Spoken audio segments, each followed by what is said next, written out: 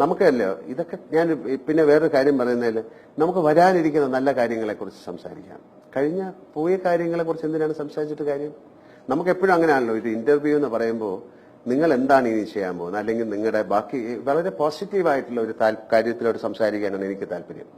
ശ്രീനിവാസൻ അത് പറഞ്ഞു, അയാളുടെ സിനിമയാണ് അത് എത്രയോ നാളിന് മുമ്പ് എന്നാൽ നിങ്ങൾ എന്തുകൊണ്ട് പറയുന്നില്ല ഞങ്ങൾ വരവേൽപ്പുണ്ടാക്കി, അല്ലെങ്കിൽ ഞങ്ങൾ എത്രയോ മനോഹരമായ സിനിമകൾ അഭിനയിച്ചതിനെ കുറിച്ച് നിങ്ങൾ സംസാരിക്കാത്ത എന്താണ്? കാര്യമായിട്ട് വയ്ക്കാണ്. വരവേൽപ്പ് എന്ന് പറയുന്നത് ഇവിടെ ഇന്ത്യൻ പ്രൈം മിനിസ്റ്റർ വന്ന് സംസാരിച്ച ഒരു സബ്ജക്റ്റാണ്. അതിനെക്കുറിച്ച് സംസാരിക്കുക ഇത്തരം നെഗറ്റീവായിട്ടുള്ള ആസ്പെക്റ്റുകൾ എന്തിനാണ് സംസാരിക്കുന്നത്? നമുക്ക് ഏറ്റവും മനോഹരമായ ഒരു ദിവസമാണ്, നമുക്ക് നല്ല കാര്യങ്ങൾ സംസാരിക്കാം. ഏത് വിവാദങ്ങളായാലും വേറെ ഒരാൾ അതിലേക്ക് കുറച്ച് തീ പകരുമ്പോഴാണ് അത് വലിയ വിവാദമാകുന്നത്, അല്ലേ?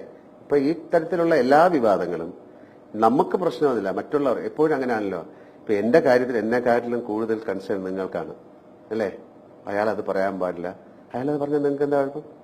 അപ്പോൾ ഇത്തരം വിവാദങ്ങളെല്ലാം ഉണ്ടാകുന്നത് നമ്മൾ പറയുന്ന ഒരു വാക്കിനെ അല്ലെങ്കിൽ ഒരു സെന്റൻസിനെ വേറൊരു തരത്തിൽ ചിന്തിച്ച് ആളുകളിലേക്ക് എത്തിക്കുമ്പോഴാണ്. അത് വളരെ കൂടുതലാണ് ഇപ്പോൾ മാധ്യമത്തിൽ കൂടെ വരുന്നത്. അത് പ്രിന്റ് മീഡിയയിലായാലും വിഷ്വൽ മീഡിയയിലായാലും ഒക്കെ ഇത്തരം ഒരു കാര്യം എന്തായാലും ഇത് നമ്മൾ സംസാരിക്കുന്നുണ്ട് പറയാം. ഇത്തരം കാര്യങ്ങളിൽ പെടുന്ന ആൾക്കാർക്ക് പിന്നെ എന്ത് സംഭവിച്ചു എന്ന് നിങ്ങൾ പറയാറില്ല. വളരെ മോശമായ ഒരു കാര്യം ഒരാളെ കുറിച്ച് പറഞ്ഞു കഴിഞ്ഞാൽ പിൽക്കാലത്ത് അത് തെറ്റാണെന്ന് മനസ്സിലാക്കിയാൽ അത് ആരും പറയാറില്ല.